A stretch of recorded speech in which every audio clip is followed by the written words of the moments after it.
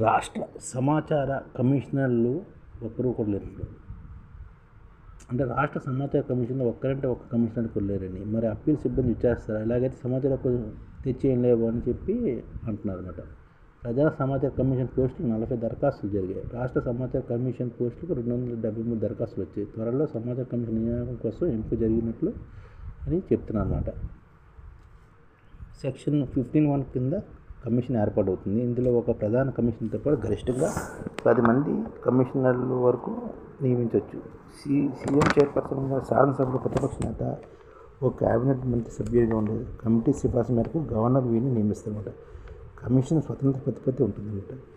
ఏదైనా ప్రభుత్వ కార్యాలయం సమాచార హక్కు చట్టం కింద అడిగిన సమాధానం ఇచ్చేందుకు అధికారి నిరాకరించినప్పుడు నిర్దేశించిన 30 రోజుల్లో సమాచారం ఇవ్వకపోయినా సమాచారం కోసం చెల్లించాల్సిన రుసుము సమేతంగా లేదని అనిపిస్తే, ఒకవేళ అధికారి తప్పుడు లేదా తప్పుదో పెట్టిన సమాచారం ఇచ్చారని భావిస్తే తగిన కారణాలను కమిషన్ నేరుగా విచారణ స్వీకరించవచ్చు.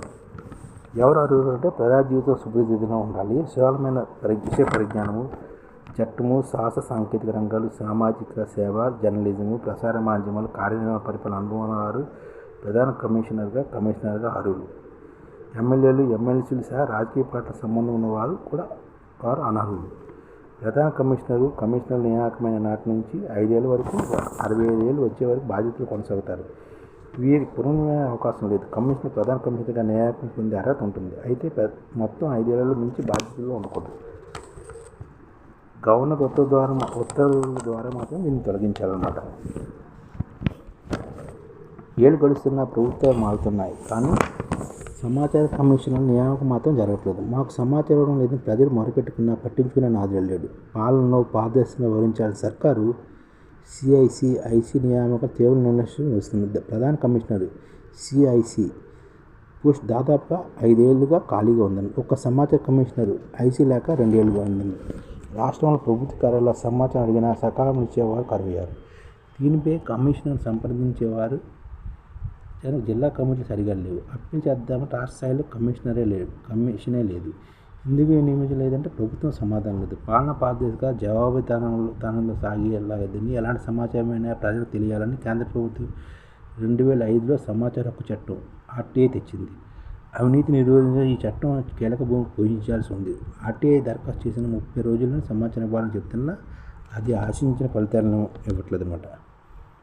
కేంద్రం తెచ్చిన సమాచార హక్కు చట్టం ప్రజలకు బ్రహ్మాస్త్రం లాంటిది. అధికారులు జవాబుదారీతో సమర్పించేలా చేస్తుంది. నిర్లక్ష్యం వహిస్తే చర్యలు తీసుకునే అధికారం సిఐసికి ఉంటుంది. అలాంటి సిఐసిలు ఐసీ లేకపోవడంతో అధికారులు నిర్లక్ష్యం వహిస్తున్నారు. రాష్ట్ర ప్రభుత్వం అర్హులతో వెంటనే నియమనం చేపట్టాలని చెప్తున్నారు అనమాట. అందుకని ఒక కమిషనర్ అవసరం అనమాట. సమాచార కమిషనర్ లేరు. అలాగే సమాచార కమిషనరు, ప్రధాన కమిషనర్ కూడా లేరు అనమాట.